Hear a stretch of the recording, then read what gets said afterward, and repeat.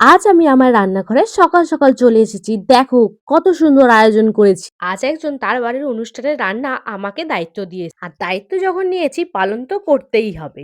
আর চালটা একটু বেশি করেই নিলাম, যতই হোক 500 জনের রান্না বলে কথা। চালটা ধুয়ে হাঁড়িতে দিয়ে সবজি কাটতে বসলাম, সাথে 20 কিলো এঁচড়, 50 কিলো আলু কেটে ফেললাম, 25 কিলো টমেটো, 30 কিলো পেঁয়াজও কেটে রাখলাম। তারপর দিকে এদিকে ভাত টকবক করে ফুটছে। ভাতটা হয়ে গেছে কিনা ভালো করে দেখে নিলাম। দেখো দেখো ভাতটা কি দারুণ হয়েছে। তারপর সব ভাত ছানচা দিয়ে ছেঁকে নামিয়ে নিলাম। বাইরে 50 ডিগ্রি গরমে যে রান্না করা কি কষ্ট সে আর তোমাদের কি করে বোঝাই। যাই হোক, কড়া চাপিয়ে দিলাম, তার মধ্যে তেল দিয়ে কাটা সবজিগুলো দিয়ে দিলাম। দেখো কি দারুণ সিদ্ধ হয়েছে। তার মধ্যে টমেটো কুচি, পেঁয়াজ কুচি আর ছোলা সেদ্ধটাও দিয়ে দিলাম।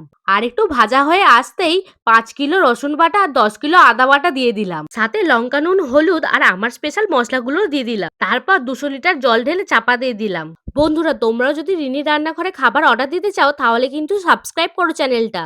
লাস্টে গরম মশলা দিয়ে নামিয়ে নিলাম। যার বাড়িতে অনুষ্ঠান সে আমাকে 20,000 টাকা দিয়ে তার সব খাবারগুলো নিয়ে গেল মাথায় করে। এতই ওজন যে সে মাথায় রাখতেই পারছিল না।